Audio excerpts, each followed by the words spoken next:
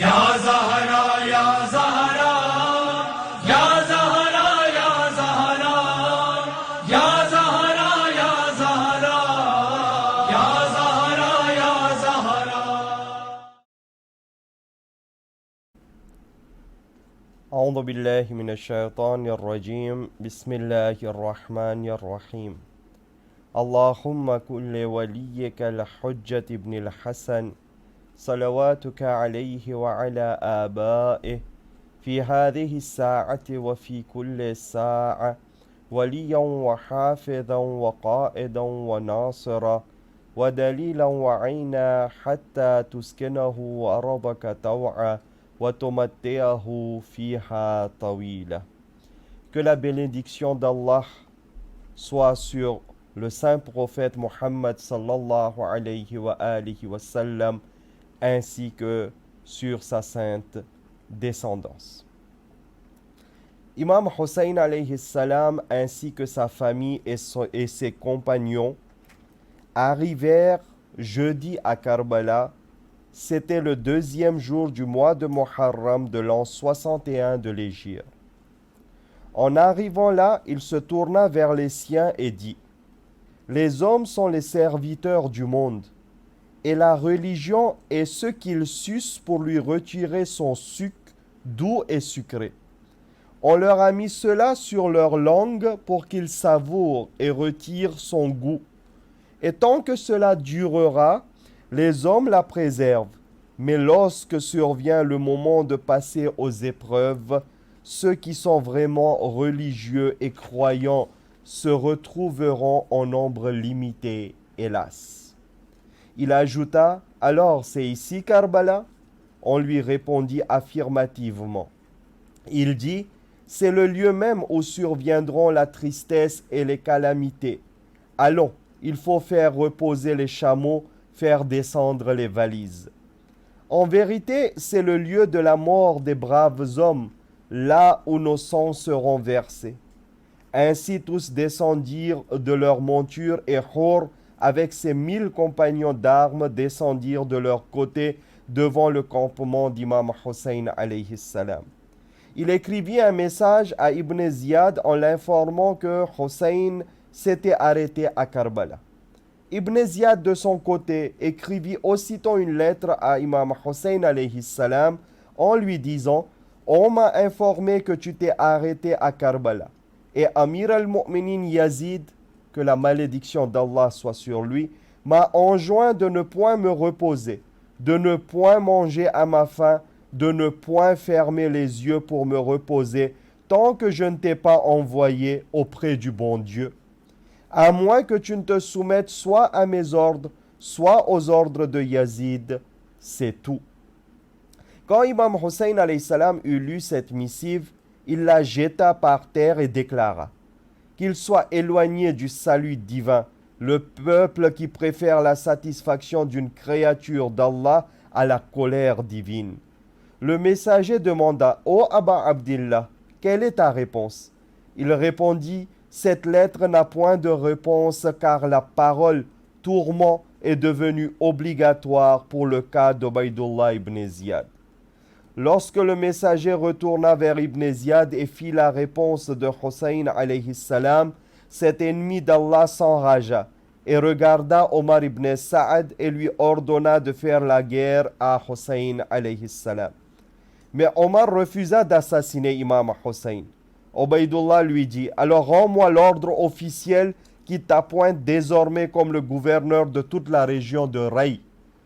Omar ibn Saad demanda un peu de temps pour réfléchir et après un jour accepta de faire la guerre avec Imam Hussein alayhi salam de peur de perdre sa future position de gouverneur. Mais selon l'écrivain de cette chronique, c'est-à-dire Muhaddas et Qummi, qu'Allah soit satisfait de lui, il me paraît improbable que tout cela ait eu lieu, car Omar ibn Saad arriva à Karbala un jour après Imam Hussein alayhi salam, c'est-à-dire le 3e jour du mois de Muharram. Sheikh Mufid et Ibn Asir et d'autres ont relaté: Le lendemain, Omar ibn Saad ibn Abi Waqas arriva avec 4000 soldats. car Ubaydullah ibn Ziyad lui avait promis le gouvernement de Rey. Pour cela, il fit son campement dans les termes. Imam Hussein alayhi salam interpella Omar ibn Saad et lui dit: Viens dans notre camp, et après cela, va où il te plaira. Comme on l'a déjà écrit, Omar s'enfuit chez Ibn Ziyad pour lui dire qu'il ne voulait plus se joindre à lui. Et Ibn Ziyad lui répondit que s'il désobéissait, le gouvernement de Rey ne lui appartiendrait plus. Pour cela, Omar ibn Saad demanda un jour de réflexion pour se décider. Il se mit à demander des conseils à certains hommes qui lui voulaient du bien et qui étaient bien intentionnés, et tous lui dirent qu'il devait laisser tomber son ambition. Hamza ibn Mughayr ibn Shu'ba, qui était son neveu, le trouva et lui dit: Au nom d'Allah, malheur à vous, si vous voudriez faire la guerre avec Hussein, mon oncle, vous serez ainsi du nombre des pécheurs, et vous aurez coupé le lien de parenté. Je jure devant Allah que même si le monde et les biens terrestres vous appartenaient, il vaudrait encore mieux que vous renonciez à tout cela. Et il vaudrait mieux que vous mouriez que de participer au meurtre d'Imam Hussein alayhi salam. Ainsi, Omar ibn Saad décida d'y réfléchir et passa toute la nuit à y penser. Finalement, il s'enfuit chez Ibn Ziyad et lui dit: Du moment que tu as décidé de me donner cette responsabilité, tous ont su cette nouvelle et on ne parle que de moi. Si tu veux continuer selon ce qui avait été décidé, envoie-moi là où je devrais m'y rendre, et choisis par contre un autre noble de Koufa pour qu'il tue Hussein. Des hommes qui seront plus avisés que moi. Et il nomma certains guerriers. Ibn Ziyad lui répondit: Si je voulais envoyer un autre que toi, je ne t'aurais pas demandé des conseils. Si tu veux aller avec ces soldats à Karbala, vas-y maintenant. Sinon, rends-moi l'ordre écrit qui t'appointe comme le gouverneur de Rey. Omar ibn Saad répondit finalement: Très bien, j'irai alors. Et ainsi il arriva à Karbala et opta pour occuper un rang social dans ce monde-ci que d'obtenir son salut dans l'au-delà. L'écrivain de ces pages continue: Ainsi la prédiction de notre maître Ali ibn Abi Talib alayhi salam se réalisa. Muhammad ibn Shirin dit: On voit ici la grandeur d'âme d'Imam Ali ibn Abi Talib alayhi salam. On raconte qu'un jour, à l'époque où Omar ibn Saad était encore tout jeune, notre maître Imam Ali alayhi salam, l'ayant vu, lui avait déclaré: Malheur à toi Ibn Saad, car tu te tiendras devant un lieu qui sera entre le paradis et l'enfer, et tu choisiras le feu, hélas. Quand Ibn Saad arriva à Karbala, il envoya au roi Ibn Qais et Ahmasi vers l'imam et lui dit: Va le voir et demande-lui ce qu'il est venu faire ici. Que veut-il et quelles sont ses intentions? Arwa était de ceux qui avaient écrit une lettre à l'imam. Par conséquent, il avait honte de se trouver face à face avec Imam Hussein alayhi salam. Ainsi, Ibn Saad demanda à un autre de faire cette ambassade. Mais tous sans exception avaient écrit des lettres à Imam Hussein alayhi salam. Et aucun ne voulait mener cette ambassade embarrassante. À la fin, Kassir ibn Abdullah Sha'abi se leva. Il était un guerrier courageux et qui ne craignait rien. Il annonça: J'irai et si tu désires, je le tuerai. Omar ibn Saad dit: Je ne désire pas sa mort. Je voudrais plutôt savoir ce qu'il désire accomplir en restant ici. Kassir s'enfuit. Quand Abu Samama Sa'adi, un des compagnons d'Imam Hussein alayhi salam, le vit, il s'exclama: Ô Aba Abdillah, le pire des hommes, le plus osé et le plus insolent des assassins, est en train de s'approcher.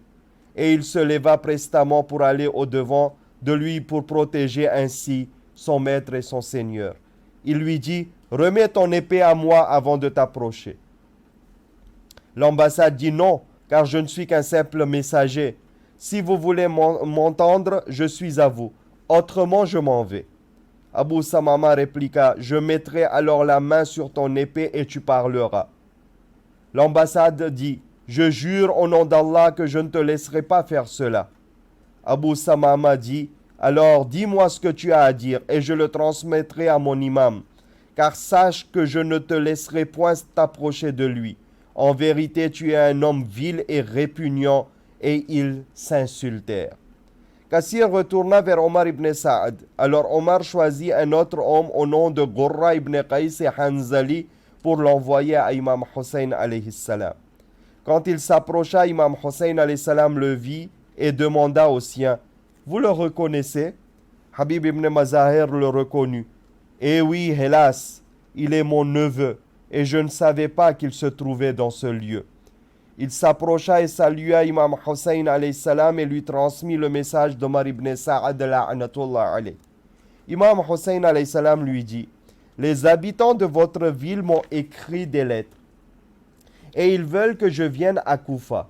Et si maintenant vous ne voulez plus de ma personne, tant pis, je m'en irai. » Habib ibn Mazahir s'exclama, « Malheureux Ghurra, où vas-tu? Tu retournes vers ce peuple oppresseur? Viens à l'aide de cet homme pur et illustre. C'est à cause de ses ancêtres qu'Allah t'a honoré. »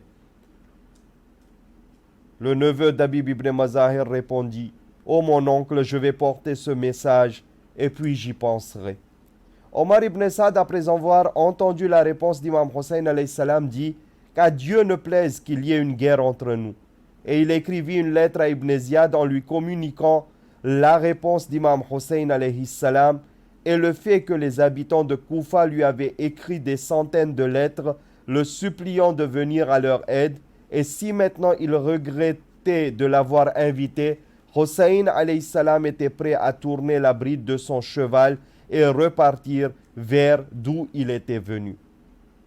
Ibn Ziyad écrivit à Omar ibn Saad et lui dit de proposer à Hussein de prêter serment d'allégeance à Yazid et d'en finir au plus vite avec ces choses. Si par chance Hussein acceptait cette proposition, il fallait penser ensuite à d'autres éventualités. Omar, en ayant lu la réponse d'Ibn Ziyad, savait parfaitement que jamais Imam Hussein alayhi salam n'accepterait cette proposition. Ainsi, il s'abstint de communiquer cela à Imam Hussein alayhi salam. Pendant ce temps, Ibn Ziyad invita les habitants de Koufa à se rassembler dans la grande mosquée et leur dit, « Ô gens, vous connaissez bien la famille d'Abu Sufyan. Notre seigneur des musulmans n'est autre que Yazid, que la malédiction d'Allah soit sur lui. Il est de belle figure et de bon caractère. Vous savez que Muawiyah a pu rendre les routes sans péril. Cette famille est généreuse avec ses vassaux, et Yazid après lui augmentera sûrement vos salaires et vous paiera vos dus. En effet, il m'a demandé de vous prier d'aller en guerre avec Hussein. Par conséquent, écoutez et obéissez. » Il devint ensuite généreux avec les gens et incita les habitants de Koufa de faire la guerre avec Imam Hussein alayhi salam. Wassalamun alaykum wa rahmatullahi wa barakatuh.